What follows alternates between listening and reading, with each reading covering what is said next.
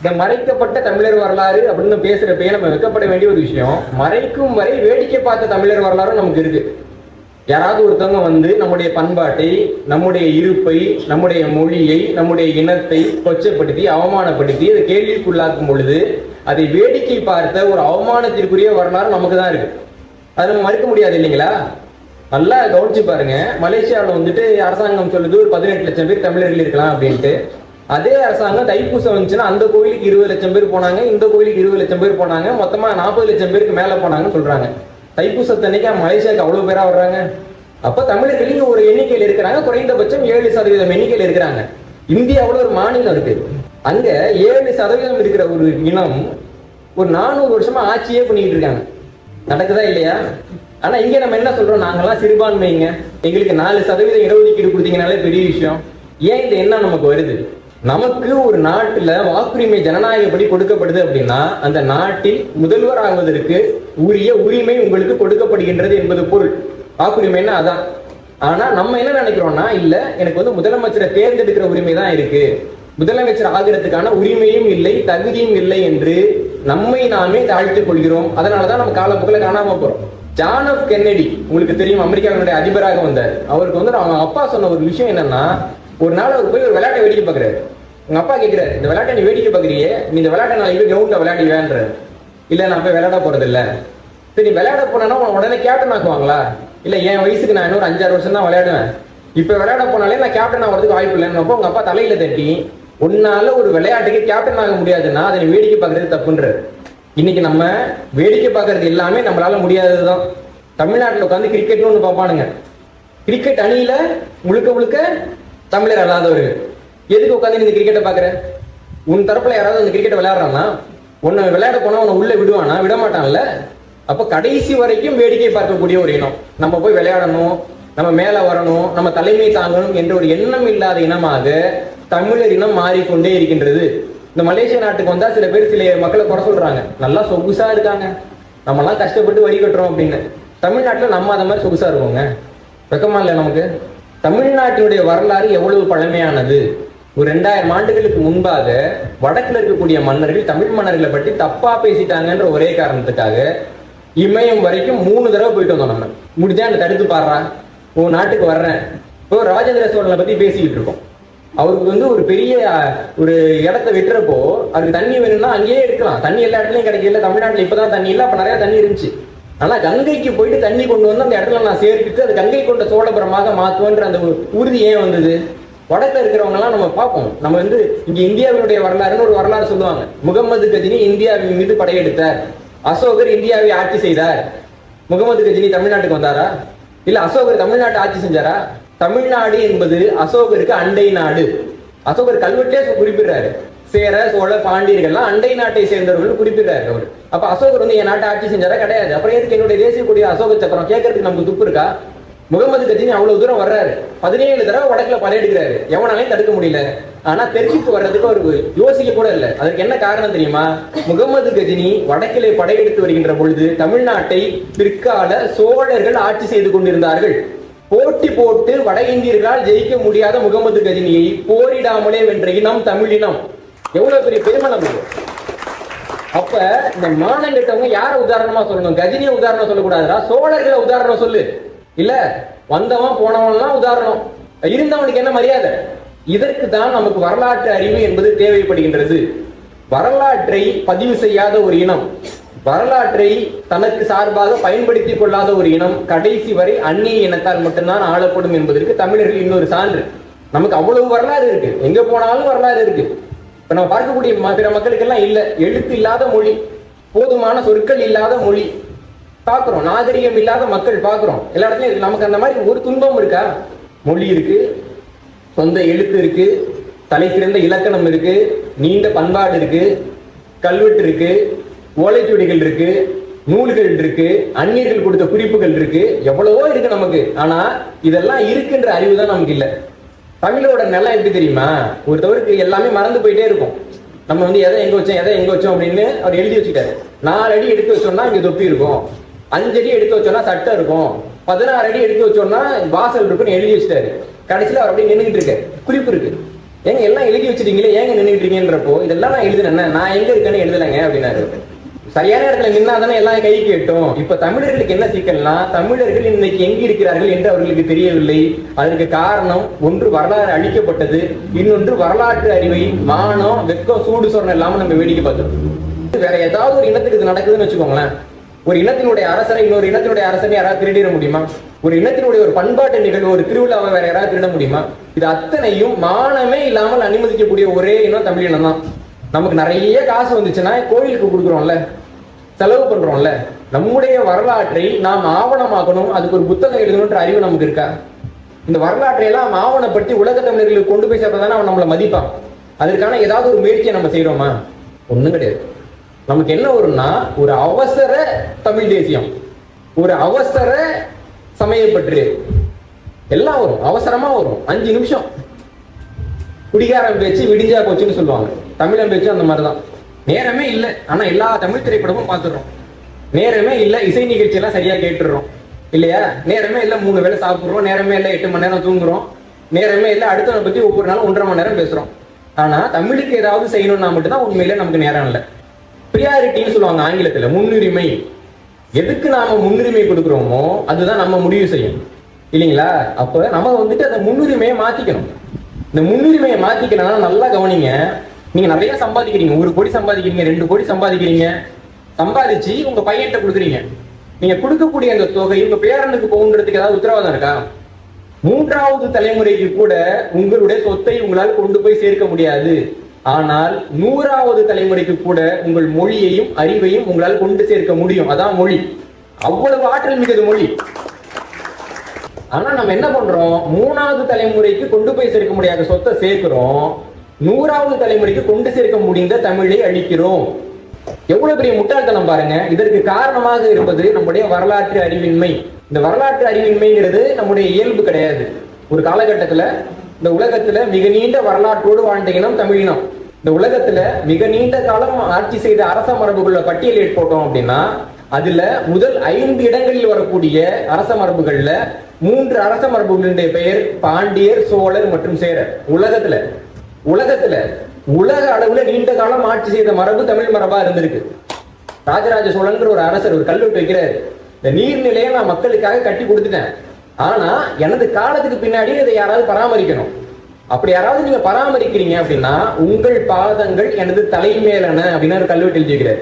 ஒரு பேரரசனாக இருக்கிறப்ப கூட என் காலம் வரைக்கும் இருந்தா போதும், அதுக்கப்புறம் எக்கடி கேட்டா எனக்கு என்ன அப்படின்னு யோசிக்காம எனது காலத்துக்கு பின்பாகவும் யாராவது அதை பராமரிக்கணும் அப்படின்னு அதுக்கு வாரியம் போட்டு, அந்த வாரியத்துக்கு உறுப்பினர் போட்டு, அது இல்லாம அந்த வாரியம் இல்லாம போச்சு, உறுப்பினர் இல்லாம போச்சு, அப்பயும் இதை பாக்குற யாராவது ஒருத்தவங்க அதை காப்பாற்றுவான்ட்டு ஒரு அப்பா தனது குழந்தையை காப்பாற்றுவதை போல ஒவ்வொரு நீர்நிலைகளுக்கும் கல்வெட்டு வைத்தவர்கள் சோழர். ஒவ்வொரு நீர்நிலையும் அப்படி உருவாக்குனாங்க. ஒரு காலகட்டத்தில் காஞ்சிபுரத்துக்கு தமிழ்நாட்டுல ஏரி மாவட்டம் அப்படின்னு பேரு. இன்னைக்கு காஞ்சிபுரத்துல ஏரின்ற பகுதியில நிறைய தெருக்கள் இருக்கு. சென்னைக்கு வந்தீங்கன்னா வள்ளூர் கோட்டம் இருக்கு இல்லைங்களா, பெரிய அடையாளம் வாங்க. வள்ளூர் கோட்டத்தோட பெரிய அடையாளம் வள்ளூர் கோட்டத்துக்கு பக்கத்திலே இருக்கு. அந்த அடையாளத்துக்கு லேக் ஏரியான்னு பேரு. லேக்குன்னா ஏரி தானே, ஏரி எப்படி ஏரியாவா மாறிச்சு இல்லைங்களா? அது நம்முடைய சாதனை. அப்ப அந்த கல்வெட்டெல்லாம் பிடிங்க அந்தாண்ட போட்டு, உனக்கு என்ன தெரியும், பிளாட் என்ன விலை விற்க தெரியுமா, நாங்கள் வீடு கட்டி உட்காந்துக்க வேண்டியது. அப்ப தண்ணி வர்றப்போ இந்த டிசம்பர் மாசம் வரும், நீங்க எல்லாம் செய்தியில தொலைக்காட்சி எல்லாம் பார்க்க தான் போறீங்க, நாங்களும் பார்க்க தான் போறோம். அப்போ வந்துட்டு திட்ட வேண்டியது யாருக்கு இழப்பு? தமிழர்களுடைய வரலாற்று அறிவின்மை, தமிழின உணர்வின்மை, தமிழ் மொழி அறிவின்மை, இவற்றின் காரணமாக நாம் இழந்தது மிக மிக அதிகம். சங்க இலக்கியங்கள் எழுதப்பட்ட காலகட்டத்திலேயே தமிழ்நாட்டில் 5 வெளிநாட்டவர்கள் இருந்திருக்கிறாங்க. வெவ்வேறு நாட்டை சேர்ந்த கிரேக்கத்திலிருந்து ரோமானியத்திலிருந்து ஆட்கள் வந்திருக்கிறாங்க. அப்பவே அரசர்களுடைய அரசவையில பாத்தீங்கன்னா இப்படி வரக்கூடியவங்களுடைய மொழிபெயர்ப்பை சொல்றதுக்குன்னு மொழிபெயர்ப்பு குழுக்கள்லாம் இருந்திருக்கு. வர்றவங்க வந்து இந்த மொழியை கத்துக்க மாட்டாங்கல்ல, அதனால இந்த மொழி தெரியட்டும் அப்படின்னு. நம்முடைய புகார் பட்டத்துல பாக்குறப்போ கிரேக்க நகரத்துல இருந்து வந்த யவனர்கள் வந்துட்டு வாயில் காவலர்களாக வேலை பார்த்திருக்கிறாங்க. மதுரை நகரத்துல பாக்குறப்போ அங்க மதுரை நகரத்துல இருக்கக்கூடிய அந்த இரும்பு பொருட்கள் வந்து பாத்தீங்கன்னா ரோமாபுரியில இருந்து உருவாக்கப்பட்டு இங்க வந்திருக்குது. பாண்டிய அரசர் ரோமாபுரிக்கு வந்து ஒரு தூதர் அனுப்பியிருக்கிறாரு 2000 வருஷம் முன்னாடி.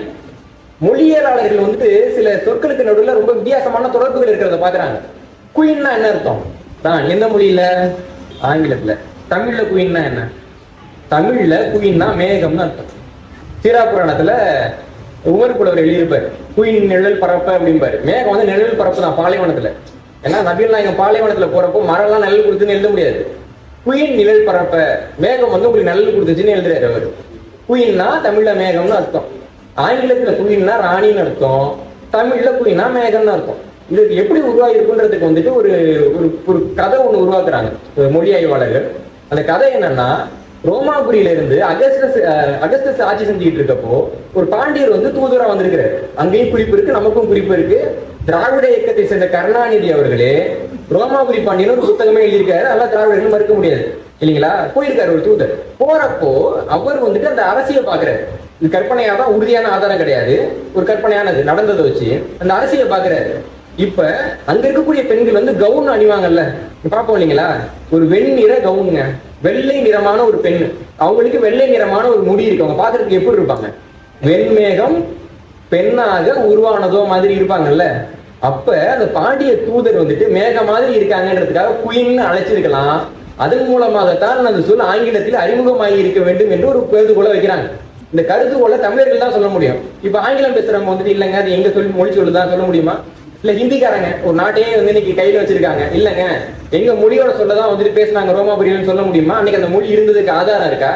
தமிழர்கள் சொல்ல முடியும். ஏன்னா தமிழ் மொழிக்கு தொல்லியல் ரீதியாக எழுத்துக்கான ஆதாரமே கிமு 7ஆம் நூற்றாண்டு இருக்கு. நமக்கு இந்தியாவிலேயே மிக பழமையான எழுத்து கொண்ட மொழி தமிழ் மொழி. சமஸ்கிருத மொழிக்கு கிபி 2ஆம் நூற்றாண்டு வரைக்கும் எழுத்து கிடையாது. நமக்கு வரலாறு இருக்கு, நம்மளால சொல்ல முடியும். ஆனா அதை சொல்வதற்கான துணிவும், அதை சொல்றதுக்கான ஒரு மனநிலையும், அதை சொல்வதற்கான ஒரு பெருமிதமும் தமிழர்களுக்கு இருக்கான்றதுதான் எனக்கு கேள்வி. நான் ஒரு காலகட்டத்தில் தமிழ்நாட்டுல சொன்னேன், தமிழ்நாடு தான் வந்துட்டு இரும்பு காலத்துல முதலாக காலடி வைத்தது. இதே நான் வேற ஏதாவது ஒரு மாநிலத்துல பிறந்து இல்ல வேற ஏதாவது ஒரு நாட்டுல பிறந்து அங்க சொல்லி இருந்தேன்னா என்ன கண்டிப்பா ஏதாவது விருதெல்லாம் கொடுத்துருப்பானுங்க, பாட புத்தகத்தெல்லாம் என் பேர் போட்டிருப்பானுங்க. நான் தெரியாம தமிழ்நாட்டுல பிறந்துட்டேன், தமிழ்நாட்டுல இருந்தது சொல்லிட்டேன். உடனே ஒரு பெரிய கும்பல் வந்துட்டு நீங்க எப்படி ஒரு இனவெறியா பேசலாம்? இரும்பு காலத்துக்கு இனவெறிக்கு என்னடா சம்பந்தம்? நீங்க ஒரு தமிழர். இப்ப இரும்பு காலம் தமிழ்நாட்டுல தான் பிறந்ததுன்றது இனவெறி பேச்சு இல்லையா? அப்ப தமிழர் வந்துட்டு மழை பெஞ்சிச்சுன்னா தெலுங்கானால பெஞ்சிச்சுன்னா சொல்ல முடியும்? தமிழ்நாட்டுல பெஞ்சுன்னா தமிழ்நாட்டை பெஞ்சு தானே சொல்ல முடியும்? தமிழ்நாட்டுல இரும்பு காலம் இருந்தா தமிழ்நாட்டுல இருந்ததுன்னு சொல்ல முடியும்? அதெல்லாம் முடியாது. தமிழர்கள் இப்படிதான் காலங்காலமா சொல்லிட்டு இருக்கீங்க. தமிழ் தான் ரொம்ப பழமையான மொழின்னு சொன்னீங்க. தமிழகத்துல தான் தொல்லியல் ஆய்வுகள் நடத்தினா நிறைய பொருட்கள் கிடைக்கும்னு சொன்னீங்க. தமிழ் மொழிக்கு தான் இலக்கணம் இருக்குன்னு சொன்னீங்க. அதெல்லாம் பொய்யா? அதெல்லாம் உண்மைதான். இருந்தாலும் சொல்றப்ப வயிறு எரிச்சலா இருக்குல்ல, அதனால நீங்க சொல்லாதீங்க அப்படின்னா. நான் சொல்லி ஒரு 6 ஆண்டுக்கு பின்பாக தமிழக தொல்லியல் துறையினுடைய ஆய்வு அடிப்படையில் தமிழ்நாட்டு முதலமைச்சர் சொல்றாரு, உலகத்திலேயே தமிழ்நாட்டில் தான் முதலாக இரும்பு காலம் பிறந்தது. இப்ப இது என்ன வெளியே சொல்ல போறேன்? உங்களுக்கு சிக்கல் புரியுது இல்லைங்களா? அப்போ தமிழர்களுக்கு உண்மையாகவே ஒரு பெருமிதம் இருக்குன்னா அதை சொல்றதுக்கு நமக்கு ஒரு தயக்கம். அதை சொன்ன உடனே அதை எதிர்க்கிறதுக்கு தமிழர்களே ஒரு பெரிய கும்பலா திரண்டு வருவாங்க. கடைசி வரை அதற்கான அங்கீகாரங்கள் நமக்கு கிடைக்காது. தமிழ்நாட்டில் இருக்கிற பிரச்சனை, துருக்கின்னு ஒரு நாடு இருக்கு. அந்த நாட்டுக்கு ஒரு பெரிய போராட்டத்துக்கு பின்னாடி சுதந்திரம் கிடைக்கிறப்போ அங்க இருக்கக்கூடிய மக்கள் எல்லாம் சொல்றாங்க, இந்த துருக்கிய மொழி சரியில்லைங்க, ரொம்ப கரடு முரடா இருக்கு, இலக்கியம் எல்லாம் அதுல இல்ல. அப்ப அந்த துருக்கிய மொழியை விட்டுட்டு நம்ம ஆங்கில மொழியை வச்சுக்கலாமே அப்படின்றாங்க. அப்ப அந்த துருக்கி நாட்டோட அதிபர் சொல்றாரு, எங்க அம்மா இருக்காங்கல்ல, அவங்க ரொம்ப நாகரிகமானவங்க கிடையாது, ரொம்ப நல்லா உடை கொடுத்த மாட்டாங்க, பார்க்கறதுக்கு ரொம்ப அழகா இருக்க மாட்டாங்க. ஆனா அதுக்காக இன்னொரு பெண்ணை நான் என் அம்மான்னு கூப்பிட முடியாதுங்க. துருக்கி என்னுடைய தாய்மொழினா அது என்னுடைய தாய்மொழி, எங்க அம்மானா என் அம்மா, இது ரெண்டையும் என்னால மாற்ற முடியாதுன்னு அந்த அதிபர் சொன்னார். ஆனா தமிழ்நாட்டுல ஒரு கும்பல் என்ன சொன்னிச்சுன்னா, நம்மளாம் ஆங்கிலம் படிச்சிடலாம், கல்ல விட்டு அடிச்சிருக்க வேணாம் அவங்கள. அப்ப இப்படிப்பட்ட ஒரு மொழி விரோத ஒரு இன விரோத கருத்துக்கள் வர்றப்போ அதை எதிர்த்து சான்றாதாரங்களை காட்டி போராட வேண்டியது யாருன்னா நாம தான். நம்முடைய வரலாறு, நம்முடைய மொழி, நம்முடைய ஆதாரங்கள், நாம தான் போராடணும். ஆனா நம்ம என்ன பண்றோம்னா, அப்படி பேச விடுறவங்களை எல்லாம் நம்மளே ஓட்டு போட்டு வளர்த்துக்கிறோம். இன்னும் நல்லா என்ன திட்டு, நேற்று என்ன திட்டுனல்ல, அதை விட அற்புதமா எங்க அப்பனை திட்டணும், அதுக்கு அடுத்த நாள் எங்க தாத்தாவை திட்டு, நம்ம காதுக்குள்ள கேட்டு உட்காந்துருக்கோம். இது காரணம் என்னன்னா, நமக்கு இருக்கக்கூடிய இந்த உளவியல் மாற்றம். ஒரு 800 ஆண்டுகளாக ஒரு அடிமைத்தனத்திலே இருந்ததுனால இப்ப சில இடத்துல பாத்தீங்கன்னா சில கைதிகளை வந்து ஆயுள் தண்டனையில போட்டுருவாங்க. ஏதாவது ஒரு தலைவர் பிறந்தனால அவங்க திடீர்னு விடுதலை பண்றாங்க. அப்ப அந்த கைதி என்ன சொல்லுவாங்கன்னா, தயவு செஞ்சு ஜெயிலே போட்டுருங்க, வெளில போனா ரொம்ப விலைவாசி எல்லாம் அதிகமா இருக்கு, நான் எப்படி வாழ போறேன்னு தெரியல, வேற எல்லாம் பார்க்கணும்னு சொல்றாங்க. நடந்திருக்கு நாட்டுல. அதே போன்ற ஒரு மனநிலை தான் தமிழர்கள்ட்ட இருக்கு. எப்ப அவனுக்கு வந்து இவ்வளவு வரலாறு இருக்கு, இவ்வளவு பண்பாடு இருக்கு, உலகத்திலேயே சிறந்த மொழி பேசுற பண்பாடு வச்சிருக்கேன் அப்படின்னு சொன்னா, ஐயோ அதெல்லாம் எனக்கு வேணாங்க, என்ன ஏதாவது கொத்தடிமன்னு சொல்லுங்க, நான் ஒத்துட்டு உட்காந்துக்கிறேன், எனக்கு அதான் பழக்கம் சொல்றோமா இல்லையா? அப்ப இந்த மனநிலையில் இருந்து நாம் முதல்ல விடுதலை பெறணும். அடுத்தவங்க நம்முடைய வரலாற்றை மறைத்தார்கள் என்பது உண்மைதான். ஆனால் அந்த வரலாற்றை மறைக்கும் பொழுது அதை வேடிக்கை பார்த்தோம்ன்றதும் உண்மைதான்.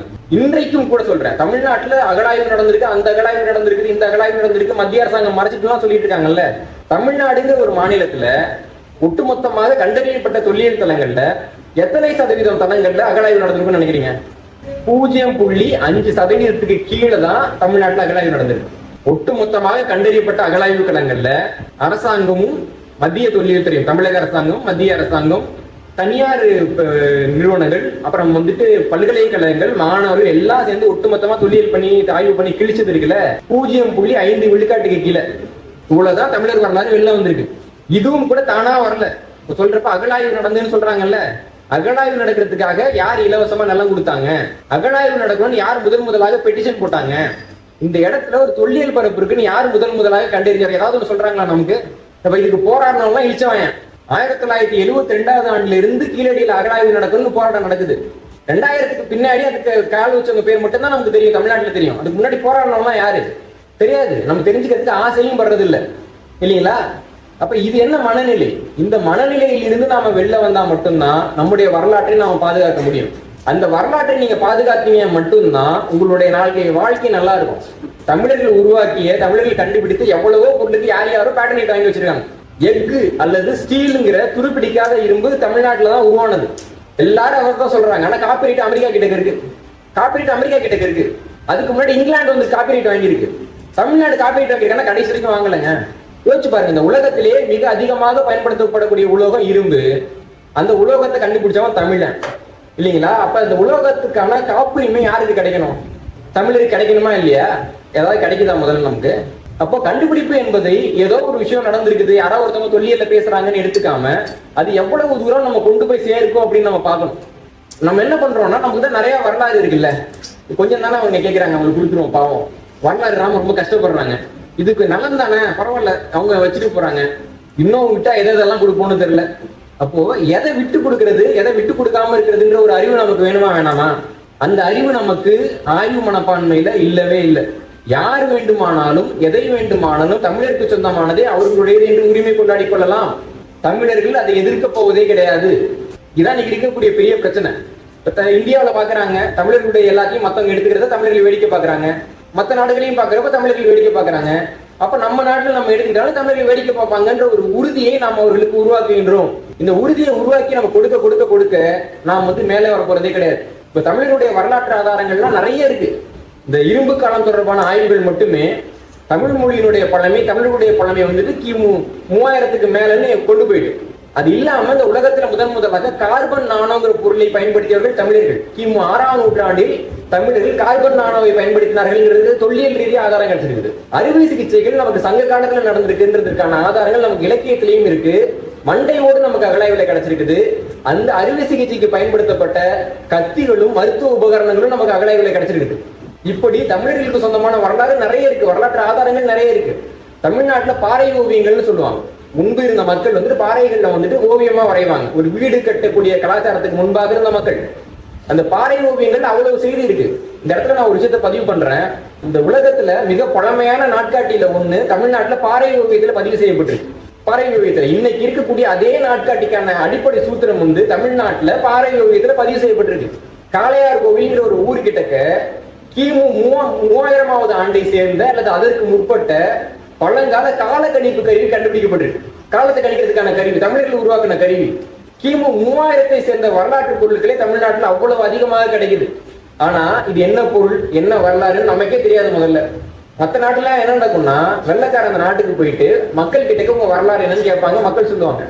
தமிழ்நாட்டுல எப்படின்னா, வெள்ளைக்காரன் வந்தான்னா இங்க வரலாறு எங்களுக்கு சொல்லுங்க. உண்மைங்க, உண்மை. தஞ்சாவூர்ல பெரிய கோயில், ஒரு பெரிய கோயில் இருக்கு இல்லைங்களா, அது யார் கட்டினதுன்னு தமிழர்களுக்கு ஒரு காலகட்டத்தில் தெரியல. ஜியோ போப் அந்த காலகட்டத்துல தஞ்சாவூர் பெரிய கோயில் யார் கட்டினாங்கன்னு தெரியாது. அவர் சொல்றாரு, யார் கட்டினாங்கன்னு தெரியல, ஏதோ வந்து ஒரு ராஜா சொல்றாங்க, அந்த ராஜா வந்து ஒரு புஷ்டம் வந்ததுக்காக இந்த கோயிலை கட்டினாருலாம் இருக்கலாம், அதுக்கு ஆதாரம் இல்லைன்னு எழுதுறாரு. ஜியோ போப் எழுதுறாரு. அவர் காலகட்டம் வரைக்கும் கூட இது யார் எழுதுனாங்கன்னு உறுதியா தெரியல. ஸ்கூல்ஸ் அப்படிங்கிற ஒரு ஜெர்மானியர் வர்றாரு. அவர் டெல்லியில இருக்கக்கூடிய ஏஎஸ்ஐல நியமிக்கிறாங்க. அவர் வடக்குல இருந்து கல்வெட்டு படிச்சுக்கிட்டே வந்துட்டு இங்க வந்து தஞ்சாவூர் பெரிய கோயில் கல்வெட்டை படிக்கிறப்பதான் ராஜராஜ சோழன்ங்கிற பேர் தெரியுது. அவர் தான் நமக்கு சொல்றாரு, ராஜராஜ சோழன் ஒரு ராஜா இருந்தாருங்க, அவர் தான் உங்களுக்கு பெரிய கோயிலை கட்டினாரு அப்படின்ட்டு. 216 அடிக்கு உயரமா ஒரு கோயில் கட்டின ஒருத்தவன் மறக்கிறான்னா அவன மாதிரி ஒரு மடையம் உலகத்துல இருக்க முடியுமா? 216 அடி உயரமான கோயில். அவருடைய காலகட்டத்துல சோழ நாடு தஞ்சாவூர்ங்கிறது உலகத்தினுடைய தலை சிறந்த நகரம். சோழர்களோட ஆட்சி காலகட்டத்தில் உலகத்தரமான நகரத்தை உருவாக்கி 7 அடுக்கு பாதுகாப்போட சீன பயணி எழுதுறாங்க. சோழ நகரத்துக்கு போனா 7 மதில் இருக்கு. முதல் மதில கடந்து போனா இது இருக்கு, 2வது மதில கடந்து போனா அது இருக்கு, 3வது மதில கடந்து போனா இது இருக்கு, கடைசியா அரசுடைய அரண்மனை இருக்குன்னு சீனாவில் இருந்து போன ஒரு பயணி 13ஆம் நூற்றாண்டுல எழுதுறாரு. அவ்வளவு பெரிய நகரம் அது. அந்த நகரத்துல அவ்வளவு பெரிய கோயில். அதை உருவாக்கிய ராஜராஜ சோழன் எவ்வளவு பெரிய அரசன்னா, இன்னைக்கு நம்ம பெரிய அரசர்னு சொல்றோம்ல, மாவீரன் அலெக்சாண்டர் தி கிரேட் அப்படின்னு போடுவாங்க. அந்த அலெக்சாண்டருடைய படையில 1,00,000 வீரர்கள் இருந்தாங்க. அவர் பேர் என்ன? Alexander the Great. அதுக்கு அடுத்து இன்னொரு மாவீரன் சொல்லணும்னா மாவீரன் நெப்போலியன் சொல்றோம் இல்லைங்களா, ஐரோப்பா முழுக்க சொல்லுவாங்க. இந்த மாவீரன் நெப்போலியனோட படையில எவ்வளவு பேர் இருந்தாங்கன்னு பாக்குறப்போ, நெப்போலியனுடைய படையெடுப்புகள் எல்லாம் ரொம்ப பெரிய படையெடுப்புங்கிறது அவருடைய ரஷ்ய படையெடுப்பு. அந்த படையெடுப்புல ஒரு 4.5 லட்சம் வீரர்களை பயன்படுத்தி இருக்கிறார். நெப்போலியன் அதிகபட்சமாக ஒரு படையெடுப்புக்கு பயன்படுத்திய வீரர்கள் 4.5 லட்சம் பேர்.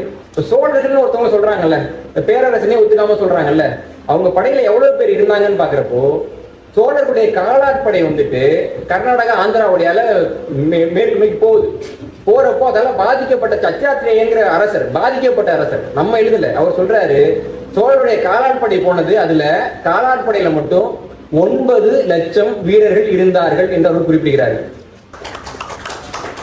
யோசிச்சு பாருங்க, 1 லட்சம் வீரரை கொண்டிருந்தவங்க பேர் மாவீரன், 4 லட்சம் வீரரை வச்சிருந்தவங்க பேர் மாவீரன். காலாட்படையில மட்டும் 9 லட்சம் பேரை வச்சிருந்த ஒரு அரசன் ராஜேந்திர சோழன், அவன் மாவீரனா இல்லையாங்க? அந்த மாவீரன் 1000 ஆண்டுகளுக்கு முன்பாக வந்து நின்ற மண் இது. மறந்துட்டாங்க மக்கள். ஒரு சில ஆண்டுக்கு முன்னாடி ஒரு திரைப்பட இயக்குனர் எனக்கு வந்துட்டு பேசினாரு. நான் ஒரு கதை வச்சிருக்கேங்க, ஒரு கதாநாயகன் இருக்கிறாரு, அவர் வந்து மலேசியாவுக்கு போய் கஷ்டப்பட்டு கடைசியில ஜெயிக்கிற மாதிரி ஒரு கதை வச்சிருக்கேன் அப்படின்னு சொன்னார். ஒரு 5 நிமிடம் கழிச்சு திருப்பி பேசுங்க, நான் ஒரு நல்ல தலைப்பா படத்துக்கு சொல்றேன் அப்படின்னு. 5 நிமிஷம் கழிச்சு அவர் அழைச்சப்போ சொன்னேன், தான் பேரு நீங்க முயற்சி பண்ணி பாருங்க, கடாரம் கொண்டான் அப்படின்னு சொன்னேன். அதே தலைப்புல தான் படம் வந்துச்சு. இப்ப தமிழ்நாட்டுல என்னன்னா, கடாரம் கொண்டான்னா என்ன அர்த்தம்னு எவனுக்குமே தெரியல. தஞ்சாவூர்காரங்களுக்கு கெடாரங்கன்னா நார்த்தங்கான்னு தெரியும், இவ்வளவுதான் நமக்கு அறிவு.